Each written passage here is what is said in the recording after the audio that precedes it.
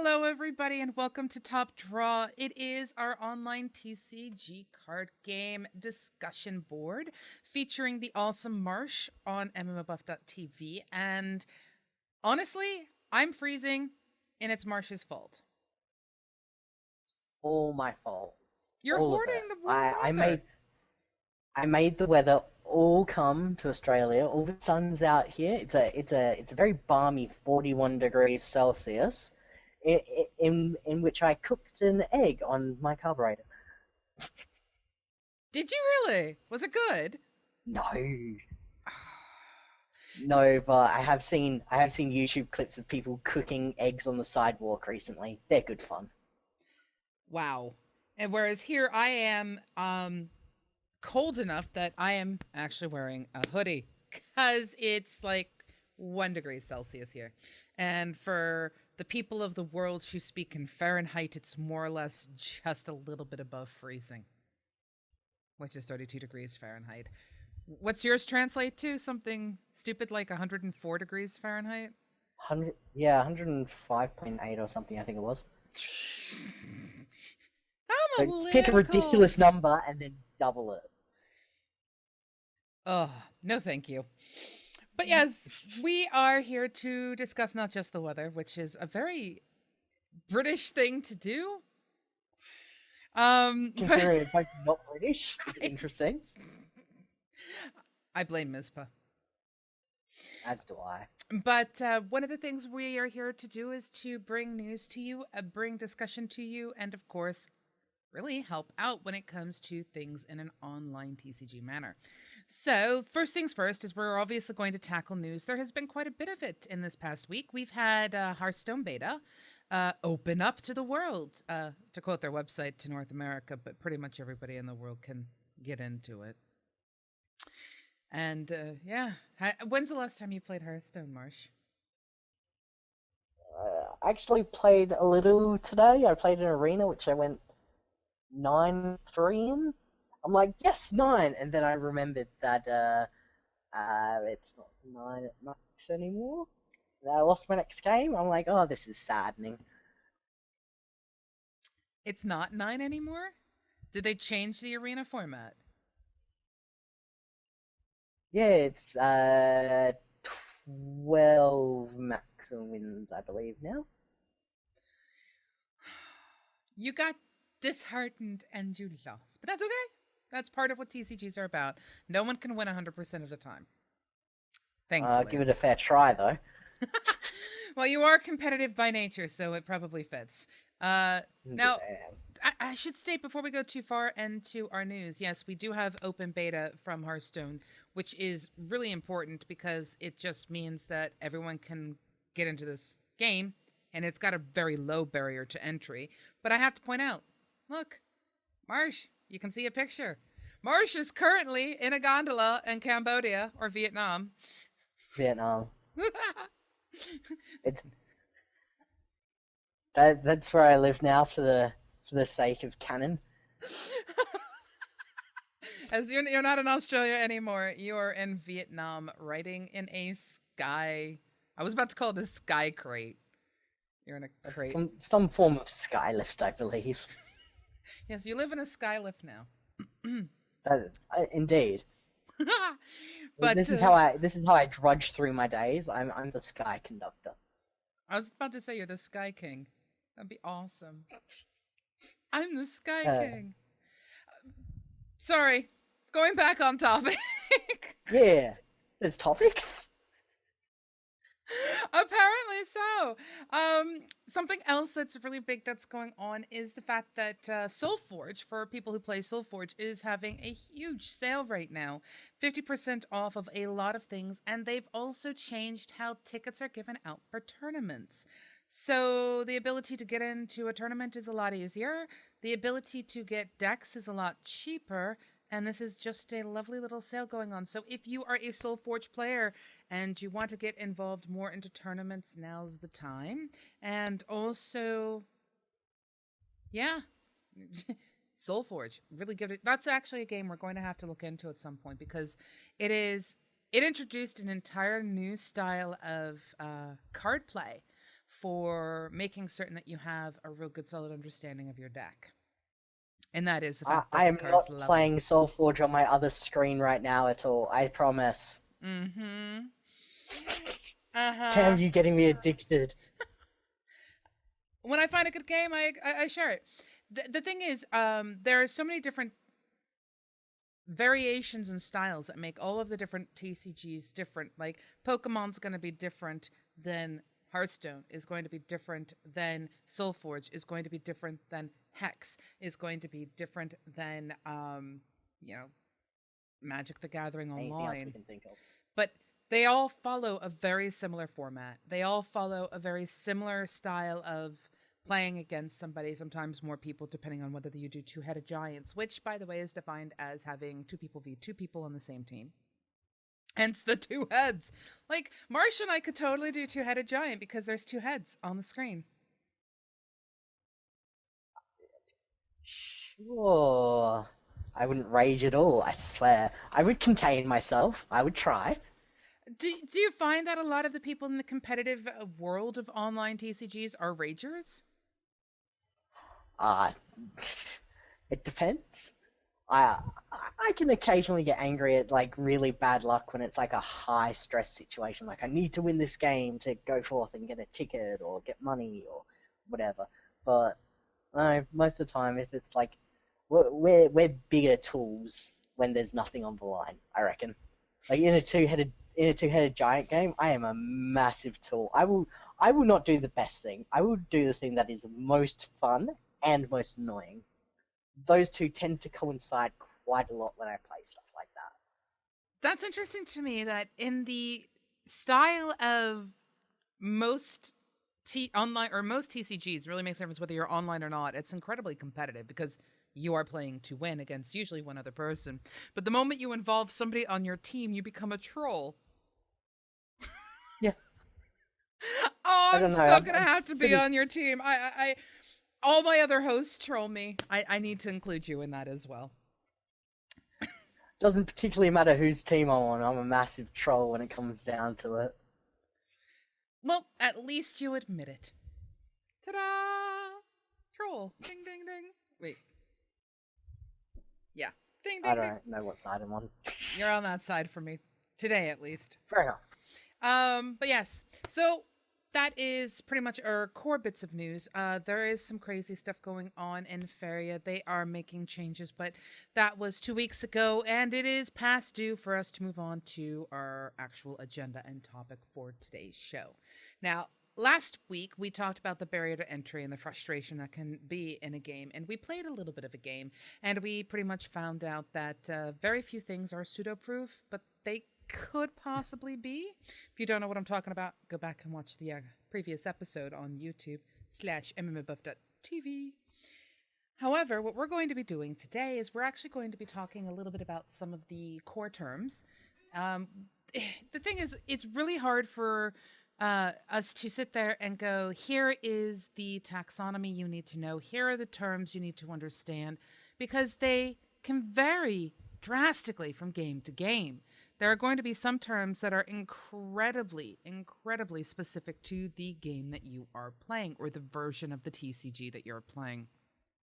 So I'm all like, Marsh, we so need to come up with these terms so that people at least have a foundation in future episodes when I turn around to you and say, hey, XYZ plus PDQ equals.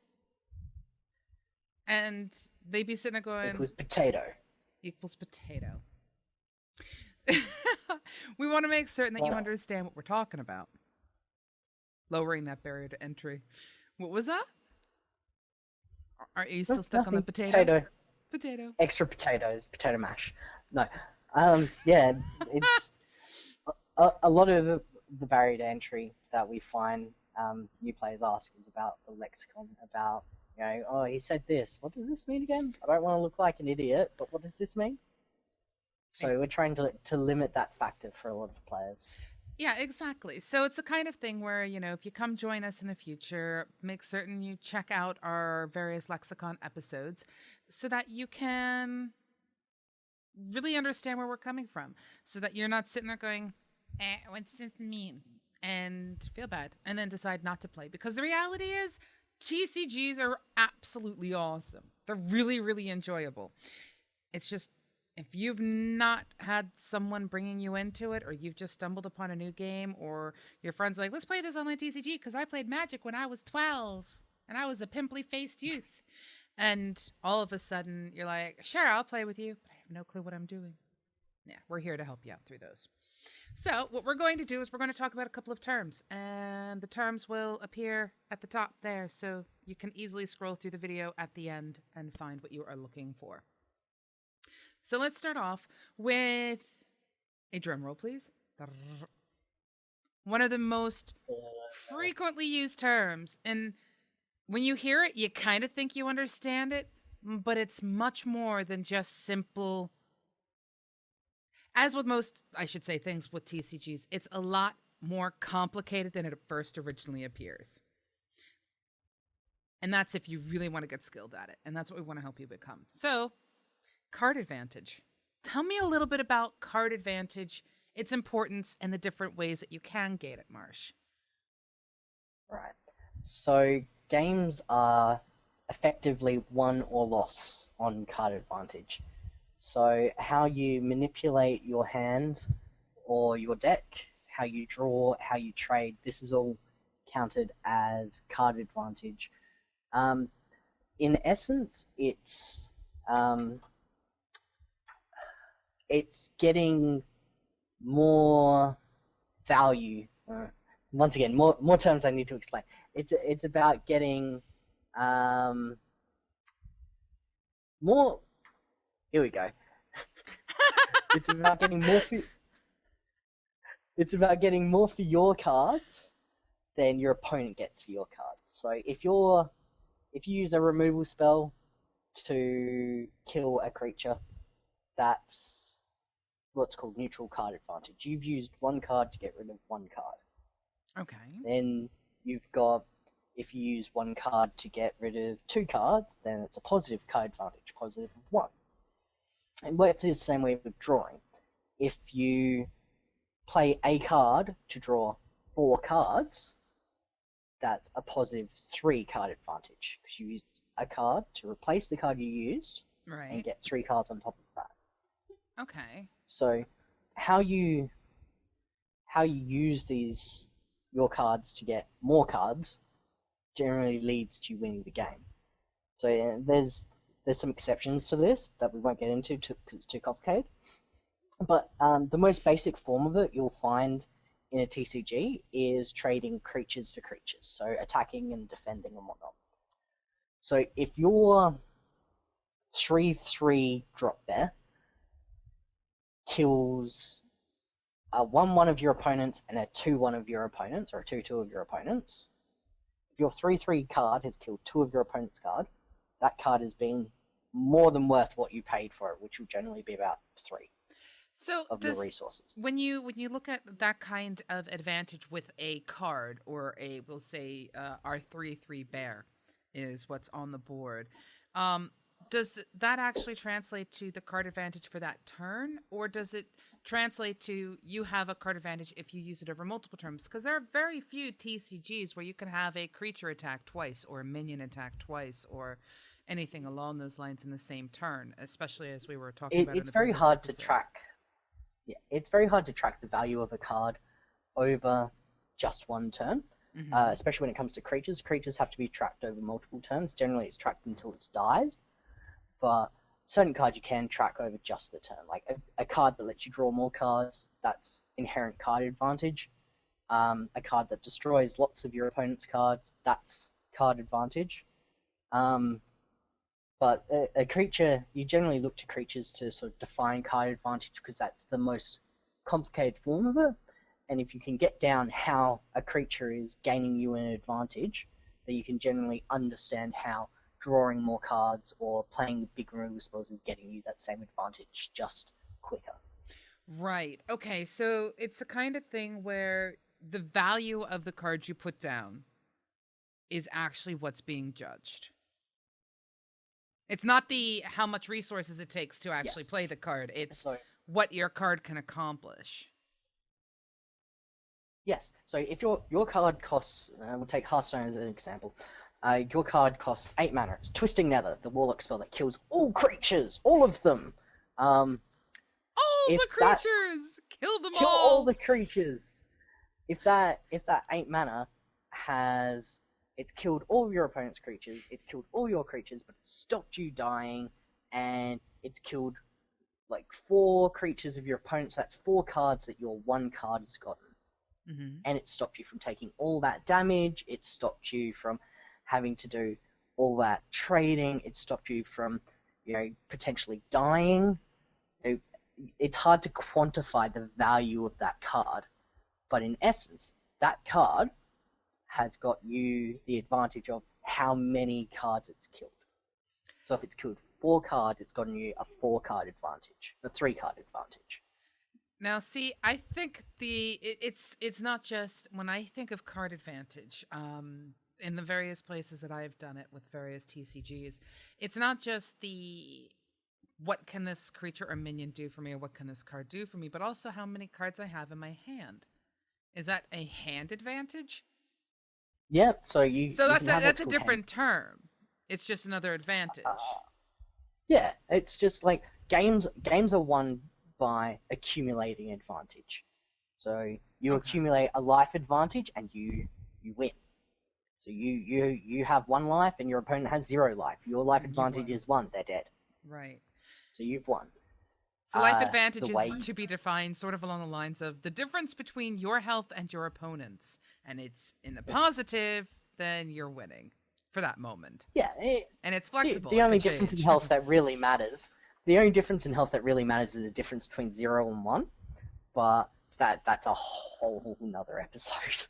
Well, But I want to throw in there before, because it can be an entirely another episode, but I remember when I first started playing TCGs, one of the most frustrating things to me was just losing 1 health. I thought it was the end of the world. I didn't realize how flexible you could be with your health until much later in my gameplay. So, as a barrier to entry kind of a thing, it's okay to take damage. Just had to throw that in there. yes, it's perfectly fine. I am incredibly risky with my health sometimes, because your health is a resource, just as your mana or your cards or your resources or whatever you want to call it. It's a resource, just like everything else, and you have to be able to use that resource effectively to win games. And if that means you have to take all but one of your health, then you take all but one of your health, but you still win the game. That's what really counts. Now, see, that's interesting because in most games that, like whether you're playing like an online MMORPG or a first person shooter, health isn't quite called a resource because without it, you can't play. But in a TCG, you have sort of the same thing with cards. If you can't pull a card out of your deck because you're at 0 in your deck because you've pulled all your cards, the game will be lost there too. Most of Yep. the games out there have a end and loss condition. Well, I should say a win condition where you have your opponents actually tap all the way through their deck. Tapping actually means, for those who don't know, pulling a card off the top of the deck. Or I should say that's top decking. Sorry. But if they can't actually pick a card up, the game's over for them. And you have a win condition for yourself. So the fact that it's a slight mental shift to understand that health is actually a resource. And I can state that, even within a Hearthstone, going back to the one that's in open beta right now, so everyone can get involved and actually check it out. But the Warlock has the ability to manipulate their health. You lose 2 health, pick up a card from your deck. You can actually drill through it, which Arguably the most overpowered hero ability there. But yes. well, see, a lot of people wouldn't be able to state why that's so powerful. Why is that powerful? Is that has something to do with cantrips? Not in a sense. It's kind of a cantrip that you always have, but it's more about the fact that you have so much health, and you can protect your health quite easily. And you being able to just spend 2 of your mana and 2 of your health at any point during your turn to draw a card, and give yourself more options is incredibly powerful. The more options you have, the more chance you have to affect the board state, Is the more that card chances you and have to deck win. advantage again? Yeah, Is it that goes so back it's to sort of like having more getting card advantage. the hand advantage because you have more cards in your hand, giving you more options to play either combos or just more options, period, to take or to deal with whatever the opponent is bringing to you that particular turn, which Exactly. builds more advantage. Is there actually some sort of you're mathematically inclined, so, and this is MMOBuff.TV, so we're not always just going to take things on a light level, but is there some statistical correlation between how a game is won based on where people's advantages throughout a game? Like, someone could have a very low deck advantage, but towards the end of the game have a very high deck advantage and still lose because some other advantage, like a resource they have, is actually falling under the wayside. It's sort of like whoever has, as a mean and an average, the most advantage is actually going to win. Is that sort of Yeah, statistically provable? I don't. You'd have to ask a better mathematician than I. But in essence, the person who accumulates the most advantage in any given game is the person most likely to win. Interesting. So So that makes me the more wonder. cards you draw, the better trades you do. The more of your deck you see, the more cards you can play. They all factor into how often you're going to win. Okay. And how you build your deck factors into that as well. See, that to me seems interesting because I would be curious to actually go through and try and figure out if someone had all the advantages of the world except board advantage, can they still win? And No. I think it might depend on the deck. It also might depend on a heck of a lot of luck. Is there any one advantage that basically guarantees your success? Or is it literally you have to mix them all? Gotta get all the advantages. This is the show. Yeah, you have to have all the advantages. Like, it's possible to win without one of them, but you need to have a mix of all of them at some point to be able to win, because that's inherently how card games work. Okay. The best way to, so going back to Hearthstone again, I feel this is going to happen a lot. The mage deck that recently got nerfed, or not so recently got nerfed, that all it did was freeze your creatures, kill them, and eventually kill you with some fireballs and some pyroblasts to the face. Right. The way that deck worked is by maintaining board control or board advantage by having very cheap spells that will get either one creature for their one spell or multiple creatures for their one spell, giving them card advantage. Mm-hmm. Having draw spells that will cost one card and get them two, and having big board clears like Flamestrike or Blizzard, and killing multiple creatures for one card. So they maintain or gain actually so much card advantage that eventually they have so much board advantage, they have so much card advantage that all they have to do is go, well, pyroblast you, you die. So the limitation that most TCGs have, and this is even on online, is you have a limit of cards that you can have in your hand at any one time. And then you actually have to start discarding to the graveyard or discarding, period, when you have too many, really is what it comes down to. Except Soulforge is a little different. Soulforge, you always get pretty much the same amount of cards. Breaking the meta. But it does a little different, and it's really awkward, and that's a show unto itself at some point. But the general thing when it comes to it is, and I lost my slight train of thought, has to do with the fact that I'm slightly tired. I think the point you may have been getting there is there too much advantage when it comes to cards? Like, is there a point where too many cards? That's the thing. I mean, so, you have a deck here, which is basically allowing someone to mill their own deck, which is to get through their deck as fast as possible.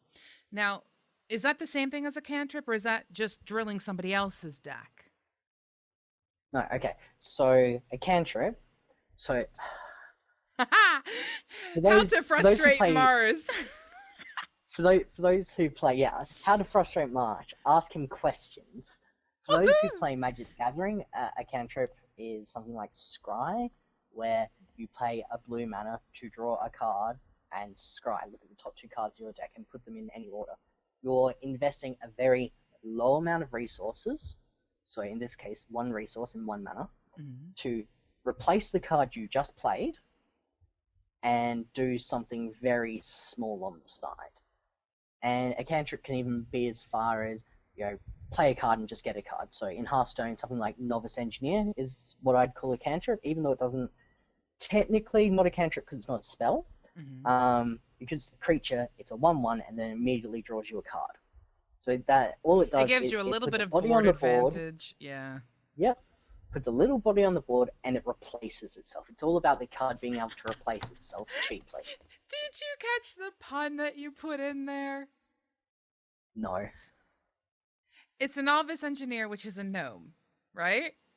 And you're putting a Yes. little body on the board. Oh, good lord. Sorry. If only I had my cam. The face palm is incredible. I felt it here. The grounded shakes. Go ahead. Must find internet facepalm gif. Okay. So a cantrip's not so much about getting you card advantage, but getting you card quality. So it's about you can only have a certain amount of cards in your deck. Right. Okay? And if you've built your deck to either have 2 or 4 or 3 or whatever of these sets of cards. So you know what's in your deck and you know how many's in there. And the point of a cantrip is to be very cheap and help you to get to the cards you want faster or better cards faster.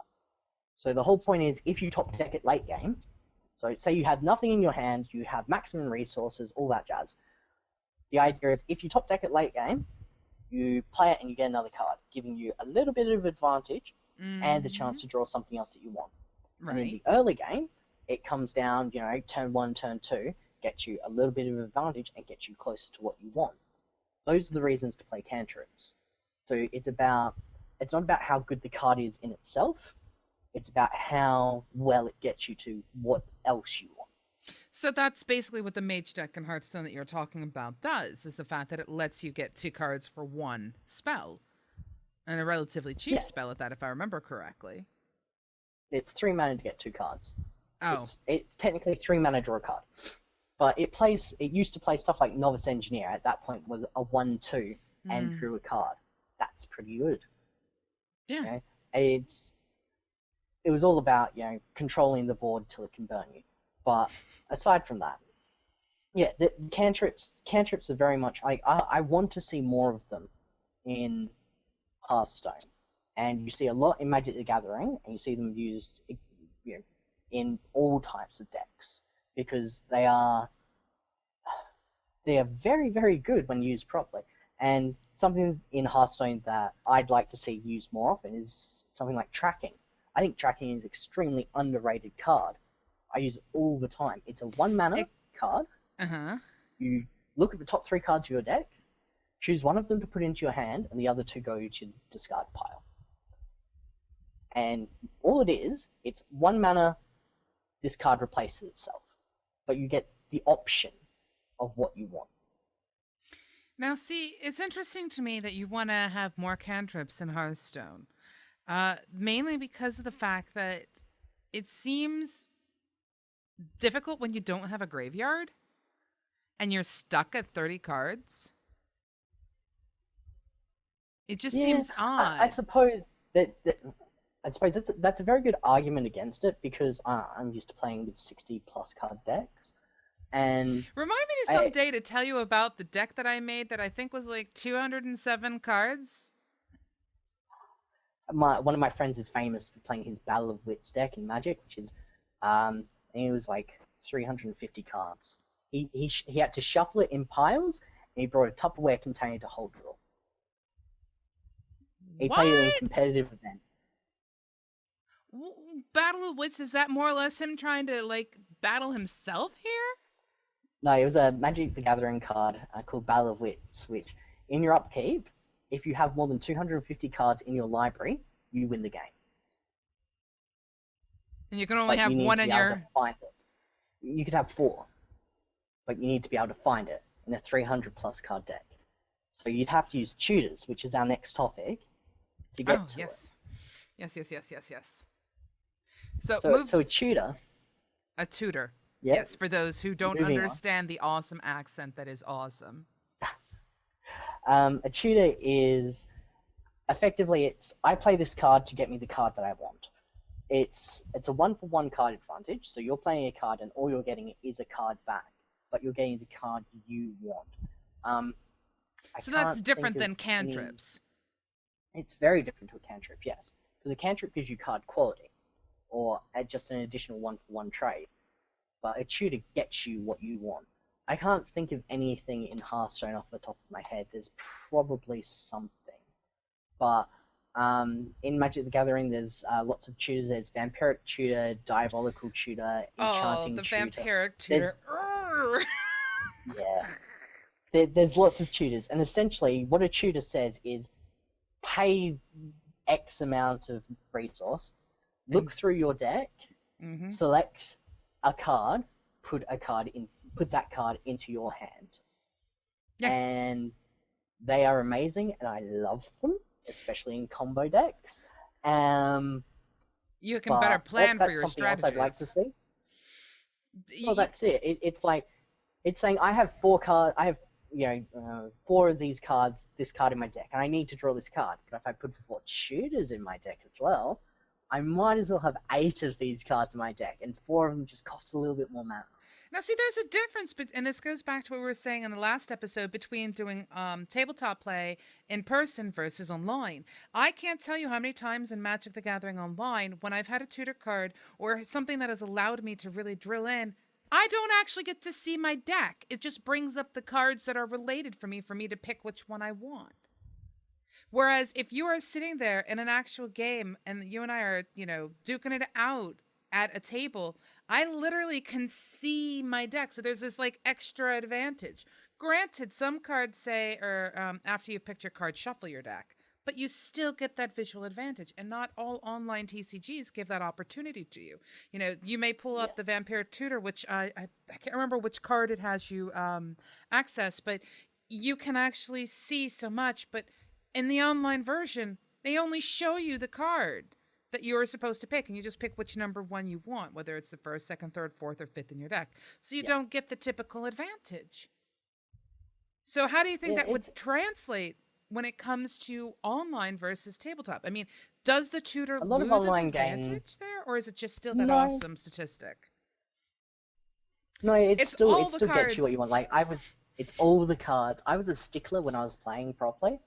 I was a stickler for looking through my deck, because in Magic you're not allowed to write down anything while you have your deck in front of you, but you look through your deck and you memorize a couple of things, you say them to your head. So once you've done shuffling your deck and pass it to your opponent, you can quickly scribble down what you know is left in your deck and all that sort of stuff. And you can figure it out if you look through your sideboard long enough, your graveyard long enough, and all that sort of stuff. But it's just easier to do it whilst waiting for your opponent to cut your deck after a tutor.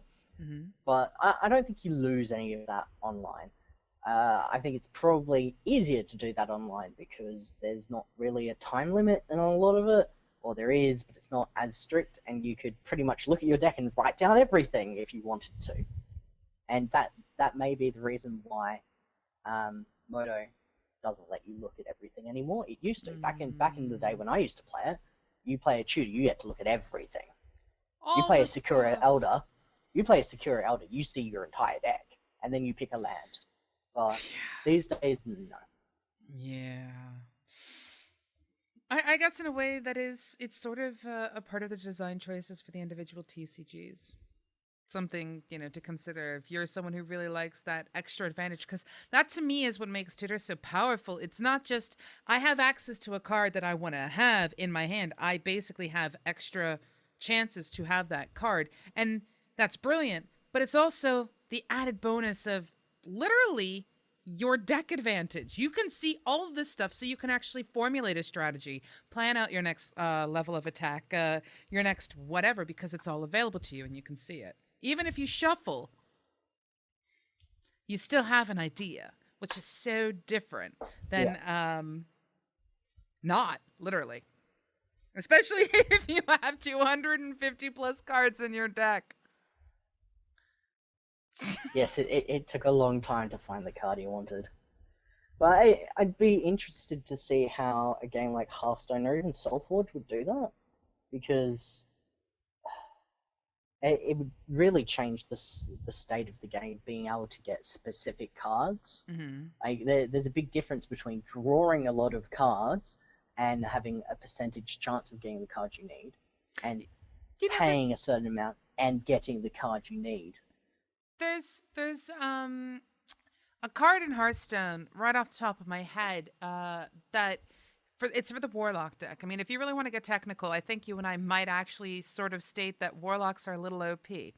But the Warlock has a card that allows you to, when you play it, and it's inexpensive, but you can pick any demon from your deck. It's not pick any demon, it's get a random demon, which is very different to having an actual tutor. So I don't remember the term or what the thing was. That was the only thing that came close to me for tutors when it came to this, or at least thinking about what could possibly be in Hearthstone that might even be somewhat close. Now, is that the random thing because it's just random? And that's what sort of turns it from being a tutor to just being a utility? Yeah, it's because it's random. I'm pretty sure it's random. I will check for you. How's that sound? to the Google. But yeah, there's a big difference between possibly getting something and being guaranteed to get something, and it has to be done very, very delicately tuned to be effective. Otherwise, everyone uses it. You know, so it has to. Well, isn't that part of cost a certain amount? Isn't that part of the building of the meta? Is the fact that there are certain cards that everybody has? Yes, in a sense, but you can't make it mandatory. If a card is ever mandatory, then it's not. It shouldn't be there. So if there was if they brought out neutral spells, or a neutral creature that said search your library for a card, put that card into your hand, even if it cost 7 mana, and it was like a 5/5, I would play that. I would play the bleep out of that. Because it would literally change everything, because you could have a guaranteed solution it gets me to a problem. Exactly. It gets me whatever I need. Which allows That's what that card says. And it literally lets you have that flexibility for if you find yourself in the hole in one of your advantages. Yeah. You literally can turn the sway of battle. So just to head back a little bit, Sense Demons is a 3-mana spell for Warlocks. It says put 2 random demons into your hand from your deck into your hand. So once again, it's random, which changes the nature of it. You could get Lord Jaraxxus and a Felguard as easily as you could get 2 Flame Imps. However, at the same time, you could very easily build that deck to have more neutral cards in it and specify which demons you have in your deck. Yes, you could, but you could put Sense Demons. You could only have a Jaraxxus in your deck. Right, so every time you play Sense Demons, it gets Jaraxxus. You could play it like that, but it's a bit, becomes a bit of a wasted card, because if you ever draw your Jaraxxus, you've now got 2 wasted cards in your deck in Sense Demons. You're right. So it comes down to deck building again. I've seen some people build in Limited, or in Arena, where they've only got a couple of demons and Jaraxxus. So they put Sense Demons in there because it's like having 2 Jaraxxuses in an Arena deck. Why wouldn't you do it? Yeah. But constructed, very different. Right. Constructed, the game state shifts so dramatically from turn to turn that you can't really afford to have a useless card in your hand at any point. And whereas in the case of Limited, you can have useless cards in your hand because you have no other option. Limited is much more variable in the sense of how advantage works and how the board shifts, Right. where it still can be quite chaotic, and advantage can shift either way in a turn. It's a lot less fixed. You don't know that your opponent's going to have a flame strike. You could have 0 flame strikes, you could have 6 flame strikes. You don't know. Whereas in constructed, you know they've got 2 flame strikes, and you know if they've drawn 26 out of their 30 cards and they haven't played a flame strike, chances are they got a flame strike. That sort of stuff. Yeah. That's one of the things that I love about TCGs is the fact that you can kind of have those styles. I mean, I remember when I first started playing Magic the Gathering, I didn't understand what the colors meant at all, period. And, it was sort of along the lines of, oh, wow, look, the white angels are trying to go against the necromantic evil. And then, the forest dwellers of the green are all like, we are in the forest. And then, like, the blue deck is all, we swim, we swim. And, that kind of stuff went through my head. And red to me was literally tiny little fireballs. That's how I saw red. And it might have something to do with the actual visual for, The little, mana one. Yeah. the little fireball for red. But it took me a long time to understand that there were personalities to these things. So when you have, like, for example, in Hearthstone, it's very easy to go, I'm playing a Warlock deck. It's got a certain feel to it. I'm playing a, I'm about to say Lord Jirax's deck, but no, I meant to say Jaina Proudmoore. Sorry, Jaina, you're now a demon. You have all these, like, personality types to them. So when you start talking about things like cantrips, when you start talking about things like building constructed decks, which is you use all the cards that you have and you build a deck, and then you have limited where you just kind of have to use what you are given an option to. It seems interesting to me because it totally adds that dynamicism that makes a game interesting. So that's why I personally love TCGs. And it's all about the complexity. It is. And you can take it as complex as you want. You could be like me, who has never participated in a tournament, who has spent most of her time playing card games from the perspective of, ooh, what does this do? And can this work? That's pretty. Let's do this. Exactly. I mean, I have built, like I said, I built that gigantic deck. And it wasn't because I was playing Magic the Gathering. It was actually in Faria. I did it to see if there was a deck limit built into the game in beta. And there wasn't.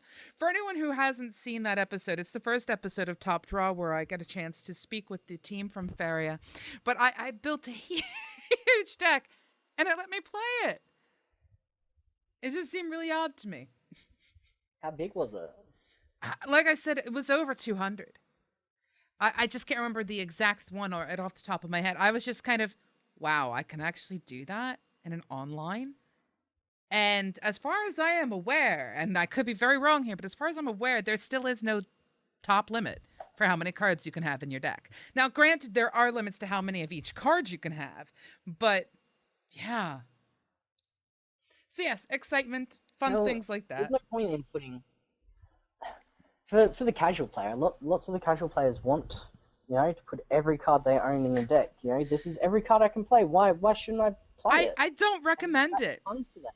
Well, see, I don't recommend it. It's fun for them. They like having everything. They like being able to play the big stompy green thing and the fiery red lightning bolt at the same time. They don't care. It's a very big difference between that person doesn't care that they're going to win or they're going to lose. I think it depends on who they play against as well. Because the reality is, if I wanted to take casual play and really go up against you, you will eat me alive. You will absolutely eat me alive, because what you're going to look at is, I'm like, I have all the cards and all the cards, because that seems to be the serious trend for the show today. It's all the things.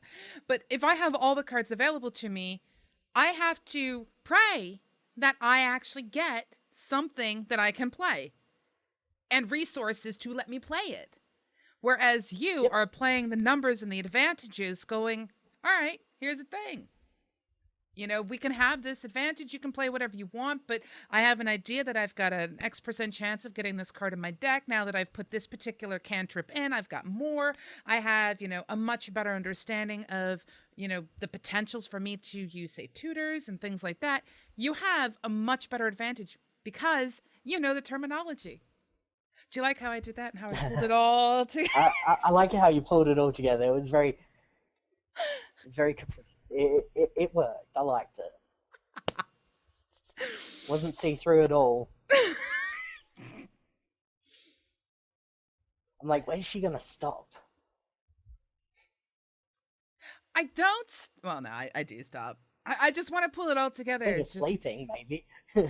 I no, I'll reveal this for those who watch Top Draw because you guys are special to me.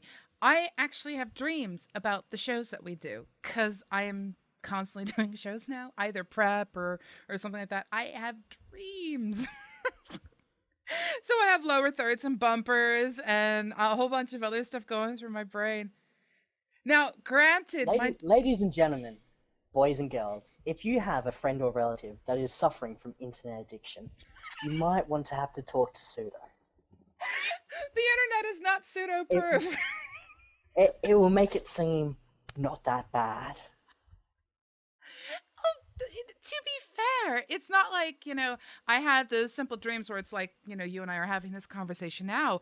It's more or less along the lines of, I have some crazy species from another planet, being interviewed by some other species about some random game that exists on some planet somewhere. So at least it's a little bit bizarre, not quite 100% normal. Right? Right? 100% normal is very relative when talking about you, Pseudo, I'm afraid. I have a few psychologist friends that would love to write a paper. Hi. Give me a call. Is Anyway, one of those the ones with the plus 200? Is that the ones who was one of them one who played the plus 200 deck? Oh, no. We're going to diagnose all of the things. Okay. But yes. All the things. Yes. I'm pulling us. I pulled it into a summary mainly because I want to, prep to end the show. Sort of thing. As you do. Yes. So what we covered is card advantage. We covered deck advantage a little bit and a little bit of hand advantage and how important, yet again, it is to remember advantage is key for a TCG. Makes a difference whether you're online or offline. And one of the most important things, I think, for a TCG is identifying what the advantage are for that particular game. Is the advantage, and it could even be based on deck, but generally speaking, like, for example, in Feria, if you're playing a gold-heavy deck, the advantage is in your favor if you have a lot of gold. So if you recognize what the different advantages are and you try to control them, that is actually going to help you. So know your advantages. All the advantages. Acquire all the advantages. This must be a thing. This has to become a thing. Acquire all the advantages. That is the top draw thing. Yes, acquire all of them. But we also talked a bit about cantrips and tutors, which do two very different, or they give you two different outcomes, but they are kind of about playing your deck and trying to get to the cards that you would like to have access to. Give you better options, which gives you deck advantage, which can give you board advantage. And what did we just say? Acquire all the advantages. Like what I did there? Oh, man. See what you did there. See what you did there. And we did talk a little bit about constructed and limited. There's so much more that we're going to go into, but let us know what you want us to tackle. What I want to know from you, Marsh, is are you going to be stuck playing Soulforge all week? I've like crammed as much time in the last like 3 days into Soulforge as possible, and I believe you're introducing me to Feria soon, so yeah, that might become a thing. I have a weekend that I have very few plans for, so this might be happening. But yes, if I can make a small side note on our topic of constructed and limited. Oh yes, if you guys haven't played limited in Hearthstone, so the arena, or limited in Soulforge, or limited in Feria, because I believe they have it now, and Hex has just brought out their new limited format. If you Mhm. want to get better at a game, the best constructed players also tend to be the best limited players. Limited makes you think about cards and card qualities a lot more and in very complex and different manners than just playing constructed. So if you want to get better at constructed, my top tip for you is play more limited. Play all the limiteds? Play all the limiteds. Play all the limiteds, which are things like arena and stuff like that. So, yeah. Marish is just sitting there going, Happening again. But yes, it leaves me to say to Marsh, thank you very much again for joining me. International is international is international Is international? is Are we international. going with this? All It the is. national. No, we won't do that. No.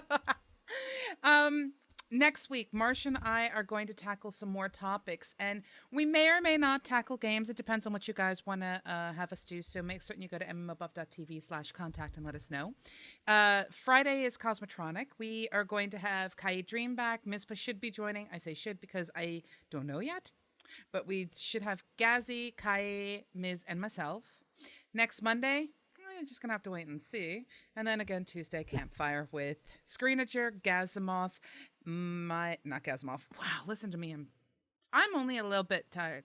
Screenager, Blank Space, myself, and our special guest Aiko from Immortalis Noctis. And we'll probably have trolling. There is much trolling to be had. Stuff. Your boot camp, how is it going? Your troll boot camp. I am, well, to put it bluntly, I am probably going to pass because I keep skipping all the classes like a true troll. Like a proper troll. I'll get you a certificate and everything. You are troll certified. Oh, that is great. Right. And on that note, I am now going to declare this the first time, and this will be the first time we do it. We're going to end the show with our all call, which is all the advantages. All the advantages. Because we're not insane at all. No, only slightly. You need to play the Cthulhu card game. Oh, Insanity deck. there's a Cthulhu card game. I don't know, but if there isn't, someone needs to get on that. Ah, I would be all up for that. Cthulhu, we're like this. I bet. It just explains so much about me, doesn't it? That and the flying spaghetti monster. Pastafarians, unite! Woo! Pirates! And on that note, bye! Goodbye, everybody.